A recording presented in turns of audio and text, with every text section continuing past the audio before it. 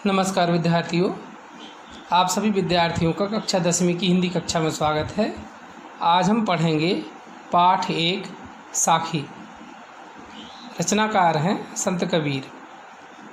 किसी रचना को पढ़ने से पहले यदि रचनाकार के व्यक्तित्व को समझ लिया जाए तो रचना पढ़ना और समझना दोनों आसान हो जाता है। जन्म। संत कबीर का जन्म सन 1440 ईस्वी को उत्तर प्रदेश के बनारस जिला अंतर्गत काशी में हुआ था। इनके पिता का नाम नीरू तथा माता का नाम नीमा था। कबीर बचपन से ही शांत स्वभाव के थे। 14 वर्ष की आयु में कबीर का विवाह लोई नामक सुशील कन्या से हो गया। कबीर की 2 संतानें थीं। बड़े पुत्र का नाम था कमाल और छोटी पुत्री थी जिसका नाम था कमाली। शांत और संत स्वभाव के चलते कबीर का मन घर गृहस्थी में नहीं लगता था।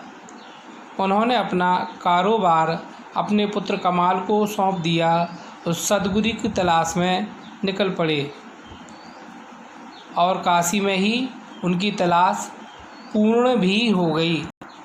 उस समय के उच्च कोटि के संत रामानंदाचार्य ने कबीर को अपना शिष्य स्वीकार कर गुरु दीक्षा दी। कबीर का धर्म। वैसे तो कबीर राम के उपासक थे, परंतु मूर्ति पूजा, वाह्य आडंबर, मंदिर मस्जिद, तीर्थ यात्रा, अंधविश्वास के घोर विरोधी थे। वे निराकार पुरातन सनातन ब्रह्म के उपासक थे। कबीर निर्गुण भक्ति धारा के प्रवर्तक थे। भाषा शैली। कबीर ने साहित्य आदि नहीं पढ़े थे। वे अनपढ़ थे, लेकिन सत्संगति के चलते उनके आध्यात्म का विकास अवश्य हो गया था।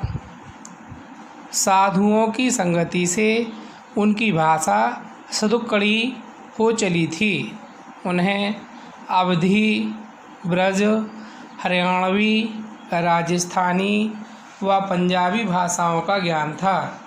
उनकी रचनाओं में 5 भाषाओं की झलक थी, इसलिए उनकी भाषा शैली पंचमेली थी।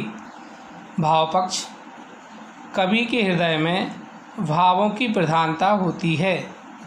कबीर संत हृदय के थे। उनका अध्यात्म प्रबल था। निर्मल मन में सदा सत्य का वास था। वे जिस सत्य का अनुभव करते उसे ज्ञेय पदों, दोहों, सोरठ के रूप में अपने शिष्यों भक्तों के समक्ष प्रकट कर देते। रचनाएं।